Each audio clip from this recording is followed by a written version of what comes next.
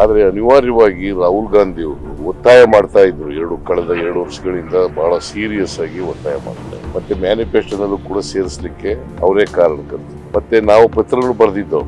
ಮಲ್ಲಿಕಾರ್ಜುನ್ ಖರ್ಗೆ ಅವರು ಒಂದು ಪತ್ರನೂ ಕೂಡ ಬರೆದಿದ್ದು 2023. ಅದಾದ್ಮೇಲೆ ನಾವು ಈಗ ಜಾತಿ ಗಣತಿ ಮಾಡ್ತೀವಿ ಅಂತ ಹೇಳಿದ್ದಾರೆ. ಅದ್ರ ಟೈಮ್ ಫಿಕ್ಸ್ ಮಾಡಿಲ್ಲ, ಯಾವಾಗ ಮಾಡ್ತೀವಿ ಏನು ಅಂತ ಹೇಳಿಲ್ಲ.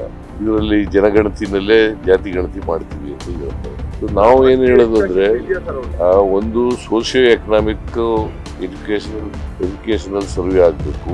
ಇನ್ನೊಂದು ಸೀಲಿಂಗ್ ಇದೆಯಲ್ಲ ಅದನ್ನ ಸಂವಿಧಾನಕ್ಕೆ ತಿದ್ದುಪಡಿ ತಗೊಳ್ಳಾಗಿದೆ. ಯಾಕಂದ್ರೆ ಸುಪ್ರೀಂ ಕೋರ್ಟ್ನವರು ಇಂದಿರಾ ಸಹಾನಿ ಕೇಸ್ನಲ್ಲಿ ಹೇಳ್ಬಿಟ್ಟಿದ್ದಾರೆ, ಡಿವಿಷನ್ ಬೆಂಚ್ 50% ಮೀಸಲಾತಿ ಹೋಗಬಾರದು ಅಂತ ಹೇಳ್ಬಿಟ್ಟಿದ್ದಾರೆ. ಈಗ ಮೀಸಲಾತಿ 50% ಆದ್ರೆ ಜನಸಂಖ್ಯೆಗೆ ಅನುಗುಣವಾಗಿ ಮೀಸಲಾತಿ ಕೊಡಕ್ಕಾಗಲ್ಲ. ಅದರಿಂದ ಸಾಮಾಜಿಕವಾಗಿ, ಆರ್ಥಿಕವಾಗಿ, ಶೈಕ್ಷಣಿಕವಾಗಿ ಹಿಂದುಳಿದಿರ್ತಕ್ಕಂಥವ್ರು ಅವ್ರಿಗೆಲ್ರಿಗೂ ಕೂಡ ಮೀಸಲಾತಿ ಕೊಡಬೇಕಾಗಿರ್ತಕ್ಕಂಥದ್ದು ಅತ್ಯಂತ ಅನಿವಾರ್ಯ, ಅಗತ್ಯ. ಯಾಕಂತಂದ್ರೆ ಸಮಾಜ ನಿರ್ಮಾಣ ಮಾಡಬೇಕಾದ್ರೆ ಎಲ್ಲರೂ ಆರ್ಥಿಕವಾಗಿ, ಸಾಮಾಜಿಕವಾಗಿ ಸಬಲರಾದಾಗ ಮಾತ್ರ ಸಮಾಜ ನಿರ್ಮಾಣ ಮಾಡಲಿಕ್ಕೆ ಸಾಧ್ಯ, ಜಾತಿ ಹೋಗ್ಲಿಕ್ಕೆ ಸಾಧ್ಯ ಆಗ್ತದೆ.